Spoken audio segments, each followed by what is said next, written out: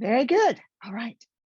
So, hi, I'm Weiser, Cornell, and this is a webinar on releasing blocks to action. And I'm just going to share my screen. Here we are, releasing blocks to action. So, do any of these sound like you? I want to clean out my drawers. I want to do my art. I want to write that book. I want to create a podcast. I want to stay in touch with my friends. I want to get organized. So why don't I?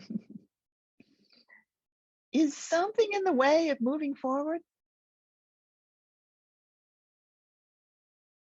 Do your blocks feel bigger than you are? Are you putting in maximum effort without much result? And would you like to take action with energy, ease, and flow? The heart of this work that we're applying today, 2 secrets. Number 1, there are no enemies inside you, no saboteurs. Nothing in you wants to hurt you. It just looks that way sometimes. And number 2, everything in you is trying to save you from hurt and carry your life forward. So we'll hold these principles in mind and in heart because they're really what we're talking about when we talk about releasing blocks to action. And they're also the basis of the philosophy of the radical acceptance of everything. Let's get started. I'm just going to tell you what our plan for today is. Number 1, there's a remarkable shift in language that brings hope and possibility into any stuck situation. And number 2, why beating yourself up and telling yourself to get going is actually part of the problem and what to do instead. And number 3, how bringing compassion and curiosity to the blocking part and the impatient part can create the conditions for big change in a positive direction. Okay, well, let's start with shifting your language. So I hope every one of you is bearing in mind some kind of block to action. Now, what is a block to action? Well, it's something you want to do or need to do, but you're not doing it. Something you want to do or need to do, but you're not doing it. Now, it should be a doable action. So I want to have a loving, intimate partner is not a doable action. I want to write a great profile for a dating website. That's a doable action. Pick something you want to do that's something you actually could do, but you aren't doing it. And state it in positive terms, what you want to do, not what you don't want to do, not what you want to stop doing. So I want to stop smoking, but I want to live a smoking-free life. Let me come back from the slides and just check with people. Are you finding an action that you want to take? I want to, but I don't. Right? So that'll be the language to use. First of all, we're going to change that language. And it sounds like this. I'll write it in the chat. I want to, or I need to. Maybe I don't want to do my taxes, but I need to do my taxes. And then what is the action? And then, but I don't. Okay? What's the something that you want to do? Do art classes. Okay. I want to exercise regularly. Yay, that's a great one. And somebody put in, design my website. All right. And somebody wrote, write my self-introduction in Maori. That's somebody who lives in New Zealand. Lots of people agree with the exercise one. Go out at night in the city. Go out at night in the city. Oh, plant the seeds I got in the front yard and get my storage room, office, craft room organized and cleared up of what I no longer need. Clearing, yes, yes. Doing yard work, being more in the present, get out of a legal conflict, finish my coaching course assignments.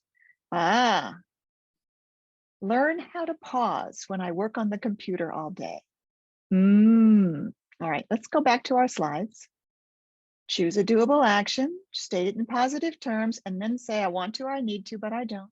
And that's where we are right now. Now,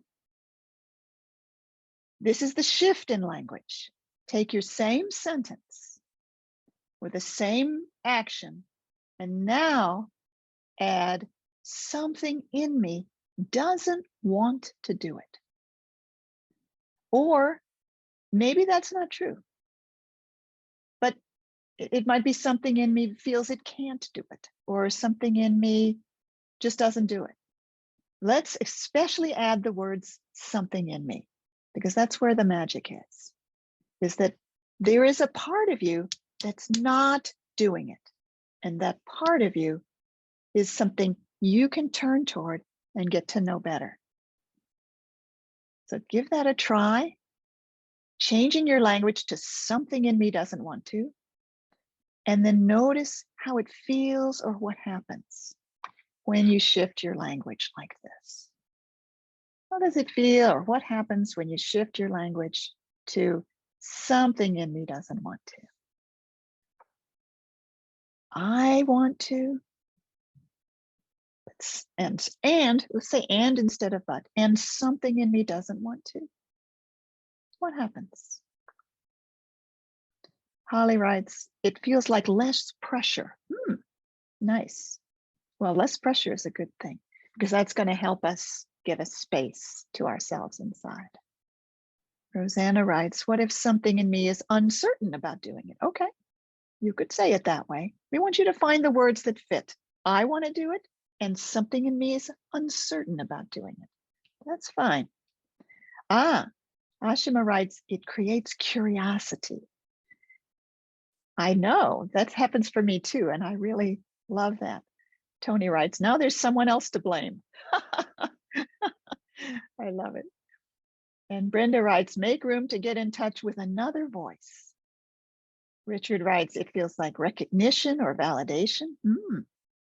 Let me show you a slide that's about curiosity, because there's the next step we might want to take. This process. See, we're going from I don't do it.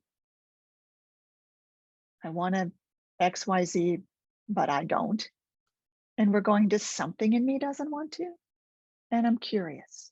So the little cartoons are showing a change in relationship, where in the first cartoon, I, the rabbit, am feeling oppressed by or at the mercy of the not doing it. And maybe for years, I've struggled to try to do what doesn't seem to be happening. But in the second cartoon, the rabbit and the something are sitting next to each other on a couch. It's like sitting down to get to know it better. Something in me doesn't want to do it, and I'm curious. So my curiosity is aroused when I sense that there's something. And notice that how we usually try to get ourselves to change, do you recognize yourself in this? Is to give ourselves advice or tell ourselves to work harder or feel self-critical of ourselves for not doing it. So pause with me a moment and sense, how do you usually try to get yourself to change? How do you usually try to get yourself to do what you're not doing?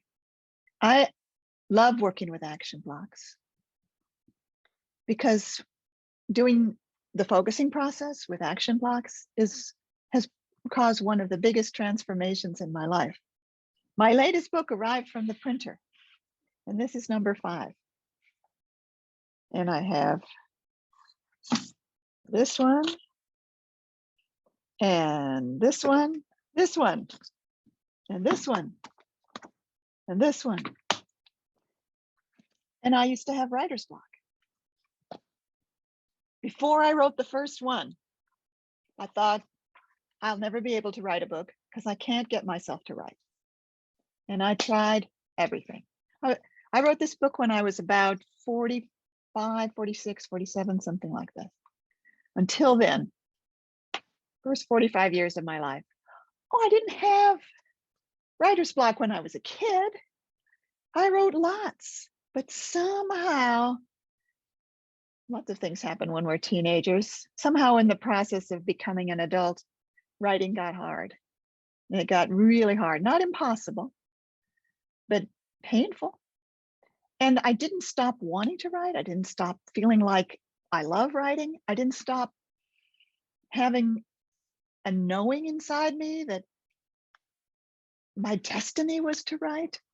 But years went by and I tried so many different things. I went to writing workshops. I met with a friend to try to talk.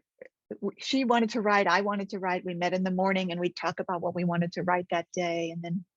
And then we'd go into different rooms and both write. Well, she managed to do her writing, but I didn't do mine. I was a focuser. Focusing is a lovely process. Many of you probably know about it. It's where you pause and sense inwardly for the feel of something you're going through. And then you get to know whatever it is you're working with by describing and sensing and listening more deeply to the felt senses that you're getting inside. Well, I had tried focusing with my writer's block, but it didn't work. And I think the reason is that I wasn't framing the question correctly. I was asking, how do I feel about not being able to write? When I always felt bad, but that bad feeling didn't go anywhere. And finally, one day, in a kind of desperation, I sat down with my focusing partner and I said, I'm going to assume that there is a part of me that doesn't want to write. There must be. I can't feel it, but I'm not writing, or I'm not writing easily. Writing is torment, even though it shouldn't be. So there must be a part of me that doesn't want to write. Okay, let's see what happens. So I closed my eyes, brought awareness to my body, and I just invited part that doesn't want to write. I feel you're there somewhere. Please come, because I would just like to get to know you better. I promise I won't criticize you or try to shape you up or tell you that you're wrong. I just want to get to know you better. So I sent out that call into the universe, part that doesn't want to write. And I waited. And I waited. And then something began to happen. I began to sense in my body a sort of vague, hard to describe, almost like a movement. And as I stayed with it and sensed it more, it began to feel like ducking. And I began to get the image. This took 5 or 10 minutes. I'm telling it quickly, but it took much longer. I began to get the image of a big target, you know, those circles with the colors. And I was in front of the target and on a firing range. So the feeling of ducking because I was going to get shot at. I said, okay, I don't know what that means, but I hear you. I accept what you're showing me. And then I got a flash of a memory from my childhood. And it was my father giving me, shooting at me with sarcasm, especially if I would be expressive, especially if he'd called it being a show off. He'd shoot me down. And what I discovered in that historic focusing session is that there was a part of me that wasn't writing or letting me write because it was protecting me from bringing myself out into the world and getting shot at. Now, I could have known that, probably had even had that thought before. But because I was having an inner relationship, because I was listening to that place inside me, I experienced a transformational change. Not just in that one session, but in a series of sessions over the next month or so. Writing became easy. The energy that had been pulling me back turned around and joined me in going forward. And writing has never been hard since. So it's a wonderful, something I'm so grateful for, and something I'm so grateful to be able to share with others. And the idea is, let me just repeat this much, that when you create a space of acceptance inside yourself, where you are not the one who's impatient or critical or trying to push for change, but instead you are the listener who's going to sit down with the one who's not doing it with pure curiosity. The attitude of not trying to make change happen, because change happens, paradox, change happens when we're not trying to make it, because life likes to live forward. So, and the part of me that wanted to push, well, it needed a space too. Tell you what, let's do an example of that exercise together right now. How would you like to? Let me take you through it. All right. So you'll want to check if you're sitting comfortably or standing or lying down, anything that's comfortable for you. And take a little time just to be aware of your body. Feeling your body present here and now.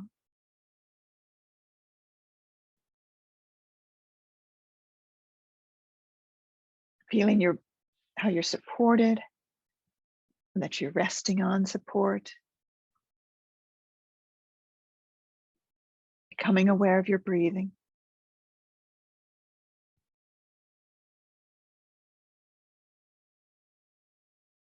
And let your awareness come inward into the inner area of your body. So you becoming aware in that area that includes your throat,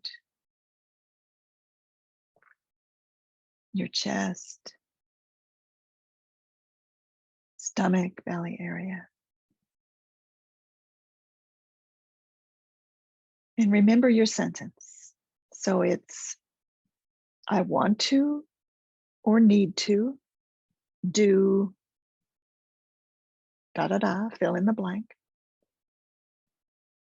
And something in me doesn't do it, or whatever variation of those words you found.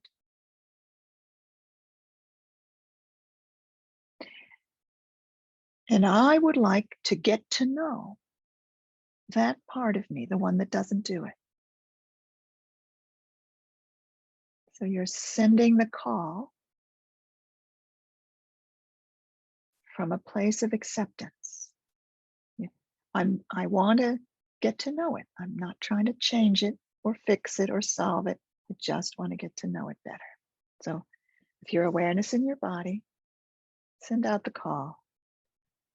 I'd like to get to know the part that isn't doing it. And we're going to take a little time, which is odd on a webinar, but we're just going to leave a little time here because it does take some time. And if you need even more time, please take it.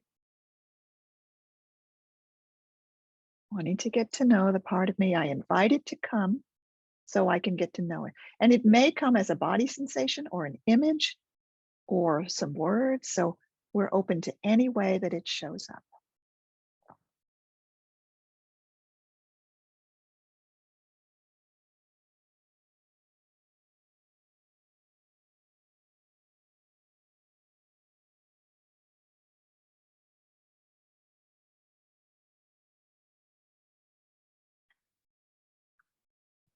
And the first thing you'll be aware of is that there's something, even something very vague or hard to describe or hard to pin down. But see if you can say, yeah, I feel something. You might have been aware of it already. It might have come kind of quickly.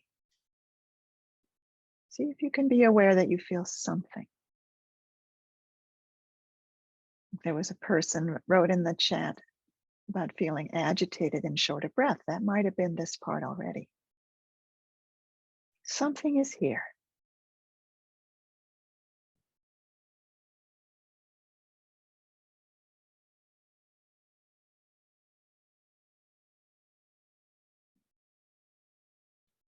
And use the language of something in me. So I am sensing something in me that feels whatever it is. I'm sensing something in me that feels exhausted. I'm sensing something in me that feels heavy. I'm sensing something in me that feels short of breath. That language helps to hold it with compassion. I am sensing something in me that feels this way.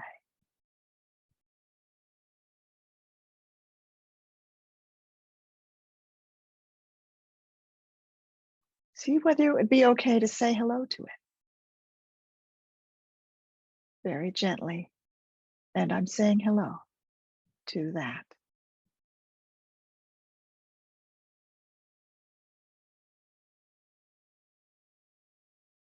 And imagine that you're sitting down, like sitting on a couch next to the something, with an open curiosity that it has some good reason. We just don't know what it is yet. And if we think we already know what its reasons are, we let that go, because what's important is that we listen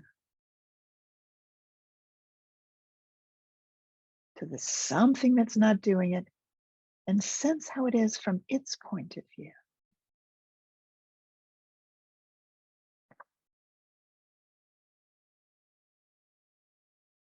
And again, this may take a little time, so we're leaving some time.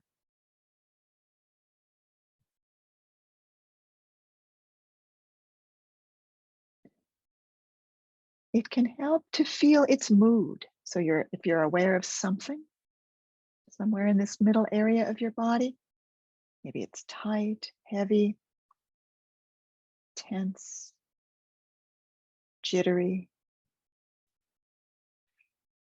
frozen, blank. That's all great. And now see if you can feel its mood, what mood it's in, how it feels from its point of view.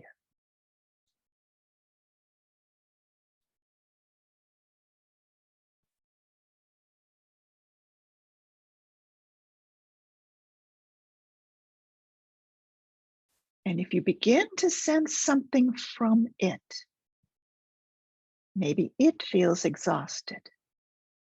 Maybe it feels tense. Maybe it feels anxious or worried. Maybe it feels like it's been carrying a burden that it wishes it could lay down. Whatever you sense from it, let it know you hear it. I'm saying to it, I really hear you've been going through something hard, or whatever it is. And if that fits, if it feels heard by you, I suspect you'll feel a little bit of a deeper breath.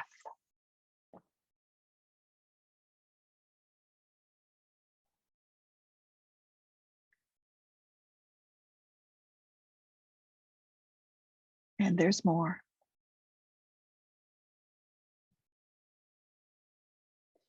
You might also want to ask it, is there something you're protecting me from?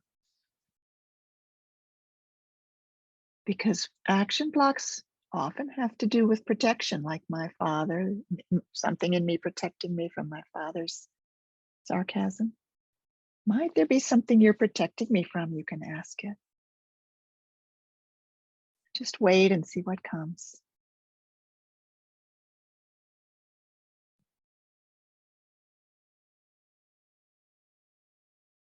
And if you're sensing it's protecting you from something, then say back to it, ah, I know you don't want me to have to go through that, do you?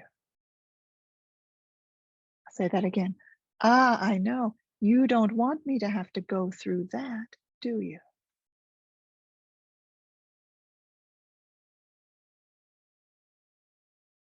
And check if it's feeling you're understanding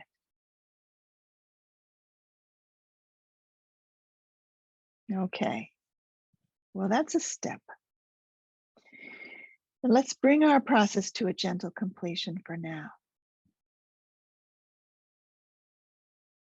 So that means pausing to sense what you want to remember from whatever happened and letting it know you'll be back to listen more. I suspect you will.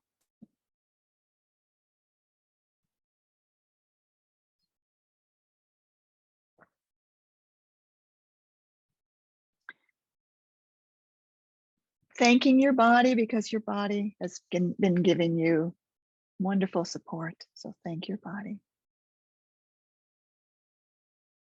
And here we go.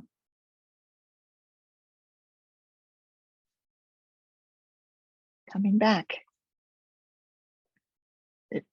Allowing your eyes to come naturally open if they were closed. Hello, hello. How was that? Somebody wrote in the chat, it's protecting me from more failure. So nice, a nice discovery, and you let it know you heard that. Very good. The pattern of protection is when the block is trying to save you from something it thinks would be bad for you or hurt you. Oh yes, Brenda says her part is very tough and angry and refuses to allow me to get hurt again. Haha, wow, great. And I'm not saying that's the end of it, you see. This is going to be an inner relationship of listening where the next steps will emerge. But what needs to happen first is that we're no longer exiling the part that doesn't do it by just treating it like it's nothing. We're treating it like it's something that has a point of view.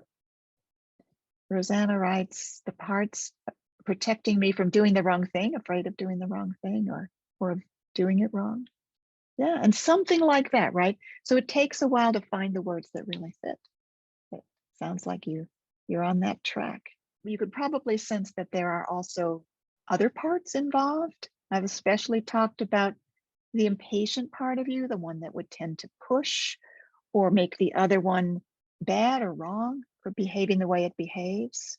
There's a way that if we try to make ourselves change and do the things we should do by telling ourselves we should do it, I have to, I need to, there is a natural process of rebellion and resistance.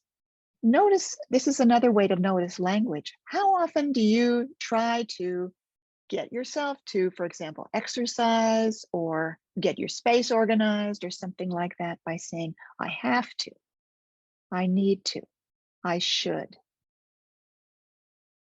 And what happens inside when you say I should is that another part reacts, doesn't like being talked to that way.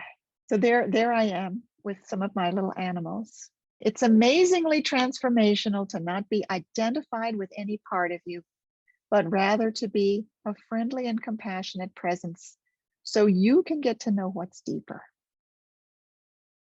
You don't have to be the part that refuses to do actions, and you don't have to be the stern, finger-shaking critic that says, what's wrong with you? Get going, get moving. You don't have to be either one of those. And sometimes I call this radical acceptance. We're going to say more, but I want to talk about my class that's coming up, because for those of you who are interested in knowing more about that, we get to spend 6 hours together, 2 hours a week for 3 weeks, really exploring this topic and feeling some change going on. It's called Releasing Blocks to Action, and it will be on 3 Tuesdays, 3 to 5 p.m. Pacific time. It starts November 29th through December 13th. The cost is $170. The last day to register is November 22. If you have reasons why that's a lot of money for you, just let me know. I'm happy to talk to you about that, because I'd like everybody to have their action blocks released. Here's the things we're going to do in that class. Week 1 is the part of you that doesn't want to do it, and the pattern of protection. So we'll do some very interesting further exercises than the ones we did today on the part of you that doesn't want to do it, and how to create a safe and accepting space for that so that change becomes possible. Week 2 is called pushing and rebelling, and how that pattern of a part that pushes and a part that rebels can simply perpetuate itself until you can be not involved, and you can create a space where both of those can be the way they are. So we'll learn more about the pattern of rebellion, and also how to be with the part that pushes, and be accepting toward that by understanding that it's trying to help you as well. Remember our 2 secrets? Every part of you is trying to help you and save your life. There are no enemies inside. And in week 3, we are moving to deep empathy with both sides and moving forward with what you really want. Because the release of action blocks allows your own true wanting to emerge. So there's no longer this fight inside. I should do this, I have to do that. My own wants don't seem to count. I'm tired, I'm exhausted, I'm scared. This is called the radical acceptance of everything, and there's a spaciousness where you can turn toward anything inside. What else shall we say today? What are you wondering about? What would you like to know? We were going to find a shift in language that's transformational, and we did that. It's to change from I want to do it, but I don't do it, to I want to do it, and something in me doesn't do it. And then we're going to add an even longer sentence, and it goes like this. I want to do it. Something in me doesn't do it. And something in me is pushing me to do it. So try that out with your own sentence. I want to, whatever it is, and something in me doesn't want to, and something in me is pushing me to. Now, the I want to is not a something, in my view. I want to write. It's my destiny to write. This is what I was born for. Something in me doesn't want to, and something in me says, what's wrong with you? You gotta, come on, get going, wake up earlier, and so on. So I make a space where I can be a compassionate listener to the one that doesn't want to, and the one that's pushing to do it. And they begin to transform. They begin to get in touch with their deeper needs. And that joins the wanting. Because the part of me that was protecting me from my dad's sarcasm also wanted something for me. And when I got to that place, when I was listening to it, I could feel that the part that was protecting me from my dad's sarcasm actually wanted me to be able to express myself freely and safely. So there's a point where the wanting joins and can move forward. And that's what we're after, is the joining of the wanting. Oh, somebody said, I really find this process relaxing, but I never get answers. Maybe I can help with that. I know a lot about not getting answers inside. This process was very tough for me when I first learned it. And there's some tips and tricks about listening inside. Shima writes, will we work through a specific block and then be able to use that work to release other blocks on our own? Yes. I mean, you can work with as many as you want, but very likely you'll take one that really matters to you and do the work with that. And then you'll have that pattern. And are there some kinds of difficult blocks that may not get released with this and need something more? Yes, frankly, there are. Because sometimes what's blocking us to do an action at this level is related to something deeper, like an earlier trauma. That can be resolved, but not as quickly. But you'll have a beginning, and you'll have a beginning of compassion toward the places that are holding that. So in time, that can release as well. Great questions.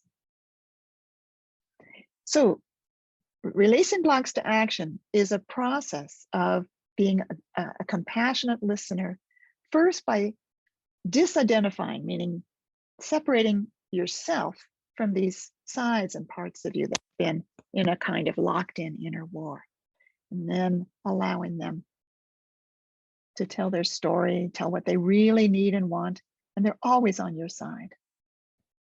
Somebody writes, how do you frame the question correctly if the problem seems out of your control? This process, frankly, works with a doable action.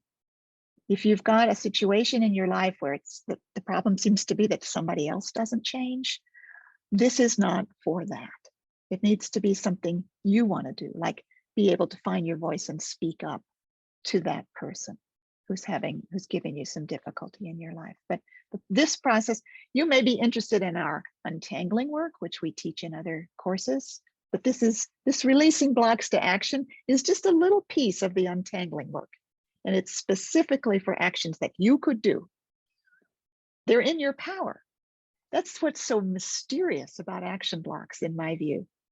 I could go to the gym and exercise. It's in my power. I could sit down and write my paragraph or my article. It's in my power. That's why I think it's very easy to bring curiosity to this kind of thing. And curiosity has a lot of magic and power in it. Deborah writes, when I brought the two aspects together, there was an immediate dialogue in between them. Well, as long as that dialoguing is friendly, that's okay with me. But my experience tells me that very often the parts will repeat the kinds of things they've said to each other in the past. You have to, I don't want to, what's wrong with you? Well, you're a tyrant. And that's why I am not either one of those. I'm a being called self in presence. And I kindly step in between the two of them and I say, hey, you know what? I'm here now. Why don't you each talk to me? Wonderful. My email address is ann@focusingresources.com. And if you have further questions, if I can help you with something, or if I can help you with having a really high exchange rate with the United States currency or something like that, just let me know. Thank you so much for being here.